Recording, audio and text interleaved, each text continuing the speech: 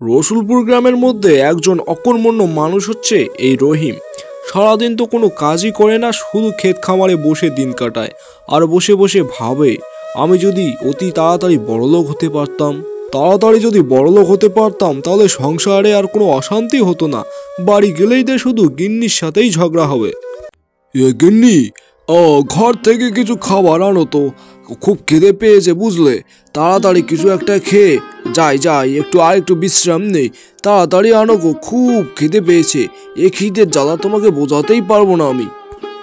সারাদিন কোনো কাজ কামাই নেই, বসে বসে শুধু খাওয়া হচ্ছে। শুনি না তুমি ক টাকা ইনকাম করো দিনে? দিনে তো একটা টাকাও ইনকাম নেই তোমার পকেটে, আর বসে বসে শুধু খাবার আসবে কোত্থেকে শুনি গো?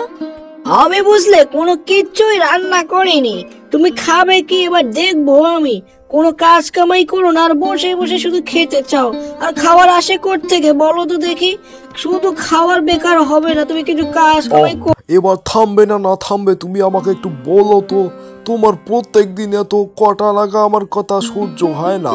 আমি প্রত্যেক দিন ভাবি বাড়ি থেকে চলেই যাব, কিন্তু পারি না গো, পারি না।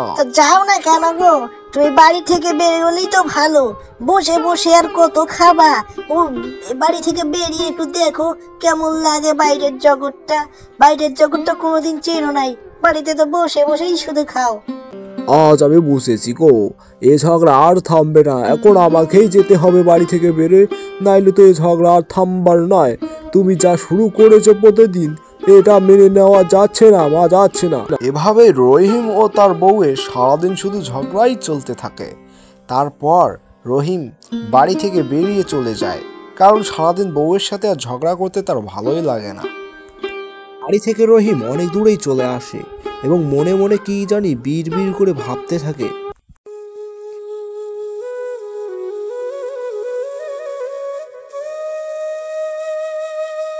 হে ভগবান, আমি কি জীবনে কোনোদিন কোনো কিছু পূর্ণ করিনি গো? আমি যদি জীবনে কোনো কিছু কোনোদিন পূর্ণ করে থাকি, তার বিনিময়ে আমাকে কিছু দাও না গো ভগবান। প্রত্যেক দিন আর বউয়ের সাথে এরকম ঝগড়া করতে আর ভালো লাগে না। আর তুমি তো জানোই ভগবান, আমি কোনো কাজই করতে পারি না। তাহলে আমি কাজ করব কি করে? আমার দুঃখ বোঝার মতো কেউ নাই গো ভগবান, একমাত্র তুমিই আছো।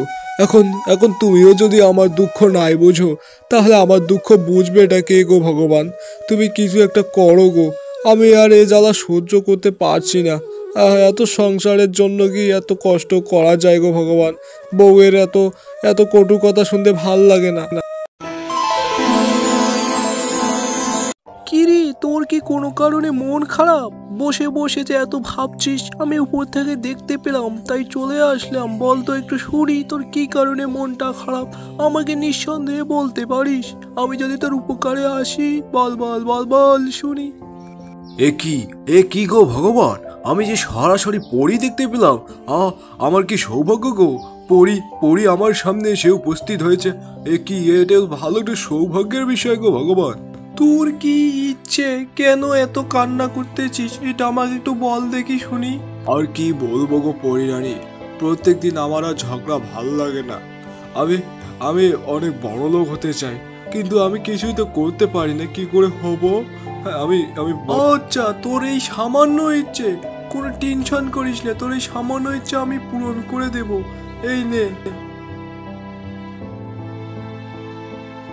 দেখো, আজ আমি একটা হাঁস নিয়ে এসেছি। এই হাঁস আমাদের উপকার করবে। এই হাঁস আমাদের সোনার ডিম উপহার দিবে গো। আমরা বড় লোক হয়ে যাবো।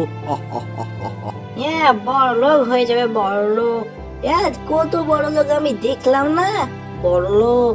তোমার স্বাদের হাঁস দিয়ে কোনো লাভ নেই, ঘরে যে কোনো আনাজপাতি নেই, এটা সম্পর্কে তোমার খেয়াল আছে? আবার চলে আসলে। এবার থামো, আজ খুশির দিনে আমি তোমার সাথে ঝগড়া করতে চাই না। আমি বেকার এত কথা বাড়াতে চাই না। তুমি হাঁসটাকে নিয়ে যাও ঘরে, আর কিছু খাবার যেগুলো আছে ওগুলোই দাও। আচ্ছা, তুমি ঘরে এসে বসো, এই কিছু চাউল ভাজা আছে ওগুলোই খেও, বেশি কিছু নেই।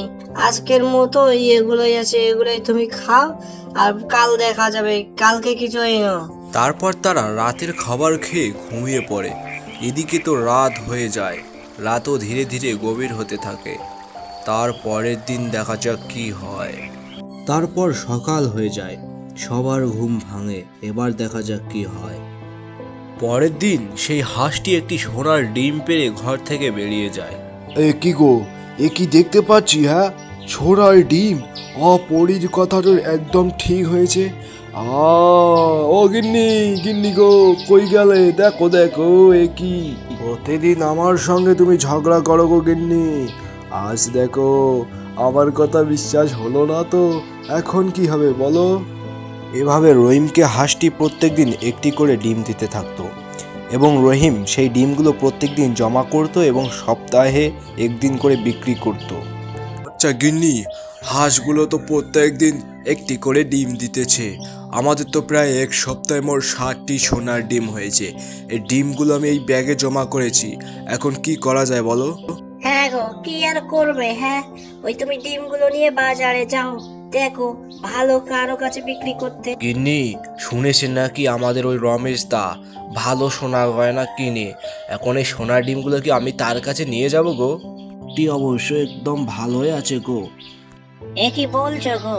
যেহেতু রমেশ দা ভালো লোক এবং সে সোনা গয়না বিক্রি করে, তুমি তার কাছেই নিয়ে যাও বরং। হ্যাঁ গো, আমার মনে হয় রমেশদার কাছে এখন তাড়াতাড়ি যাওয়া উচিত। তার কাছে অনেক ভিড় পড়ে দোকানে। এসব জিনিস আবার ভিড়ের মধ্যে নেওয়া উচিত না। যাই যাই তাড়াতাড়ি।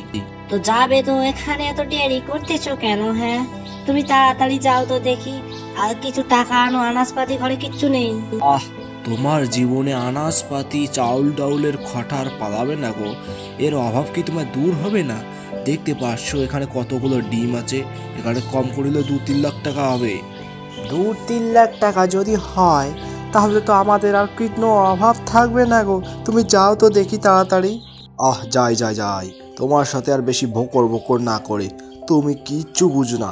তোমার সাথে কথা বললেই শুধু আমার বারবার ঝগড়াই লাগবে। তোমার সাথে কথা বলে লাভ নাই, আমি তাড়াতাড়ি যাই। হ্যাঁ, সেটাই করো বরং। তাড়াতাড়ি গিয়ে তুমি তাড়াতাড়ি ডিমগুলো বিক্রি করো। এতক্ষণ মনে হয় দোকান ফাঁকাই রয়েছে। তারপর রহিম ব্যাগ ভর্তি ডিমগুলো নিয়ে বাজারের উদ্দেশ্যে রওনা দেয়। তাড়াতাড়ি বাজারে যাওয়াই হচ্ছে তার প্রধান কাজ। বাজারের মধ্যে সোনা গয়না ক্রয় বিক্রয়ের মধ্যে সেরা দোকান হচ্ছে রমেশদার। তাই তো রহিম রমেশদার দোকানেই আসে। ও রমেশদা, রমেশদা গো, তোমাকে একটা কথা বলতে চাচ্ছি। তুমি কি আমার এই ব্যাগ ভর্তি কিছু সোনা আছে, তুমি নেবে? তুমি আমার কাছ থেকে সঠিক মূল্যেই নিও। বাজারের মধ্যে যা দরদাম তুমি তাই আমাকে দিও। এভাবে রহিম প্রতি সপ্তাহে 2 থেকে 3 লক্ষ টাকার ডিম বিক্রি করে। এভাবেই তার সংসারে ধীরে ধীরে উন্নতির পথে যায়। এই ডিম বিক্রি করেই রহিম এখন এলাকার মধ্যে সবচেয়ে বড় বাড়ি দিয়ে ফেলেছে, ছাদ ঢালাই বাড়ি। আজকের মতো গল্পটি এ পর্যন্তই শেষ। নতুন গল্প পেতে চ্যানেলটি সাবস্ক্রাইব করে রাখুন। আর হ্যাঁ, ভিডিওটিতে অবশ্যই একটা লাইক দিবেন। কমেন্টের মাধ্যমে আপনার মন্তব্যটি জানিয়ে দিবেন। সবাই ভালো থাকবেন, সুস্থ থাকবেন। ধন্যবাদ।